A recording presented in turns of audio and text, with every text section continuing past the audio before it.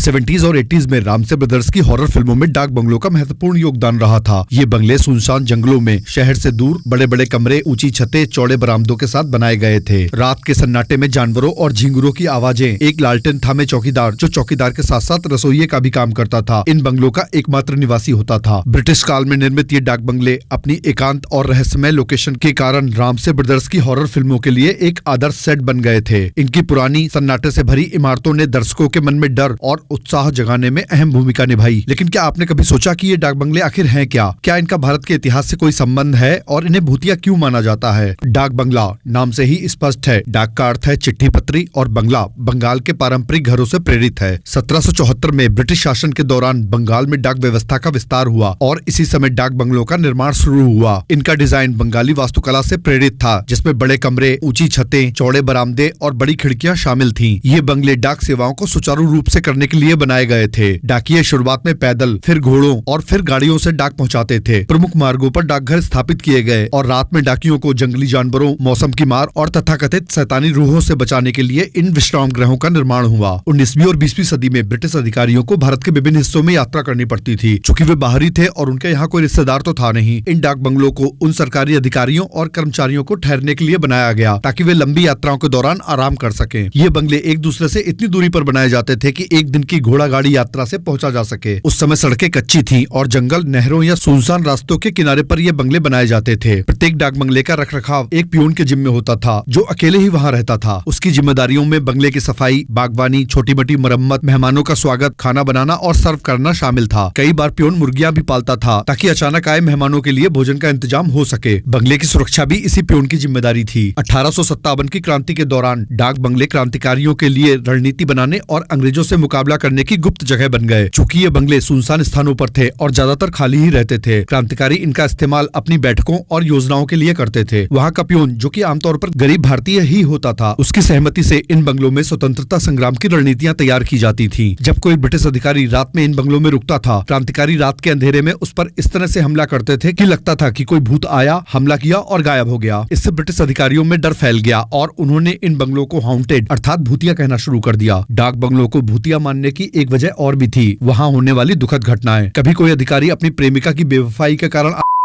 था तो कभी लूटपाट या हत्या की घटनाएं हो जाती थी। उस समय इलेक्ट्रिसिटी न होने की वजह से रात का अंधेरा और सुनसान लोकेशंस इन्हें और भी डरावना बनाती थी। पुराने जमाने की भूत प्रेत की कहानियां और ट्रेजेडीज के कारण डाक बंगलों को भूतिया माना जाने लगा। रामसे ब्रदर्स ने अपनी हॉरर फिल्मों में इन बंगलों को डरावने और रहस्यमय ढंग से पेश करके इस छवि को और भी मजबूत किया। डाक बंगले न केवल डाक सेवाओं और ब्रिटिश अधिकारियों के ठहरने के लिए बनाए गए थे, बल्कि स्वतंत्रता संग्राम में इनकी महत्वपूर्ण भूमिका रही है। आज ये डाक बंगले इतिहास का हिस्सा हैं, जो न केवल ब्रिटिश शासन की कहानी बताते हैं, बल्कि भारत की आजादी की लड़ाई में भी अपनी गूंज छोड़ते हैं।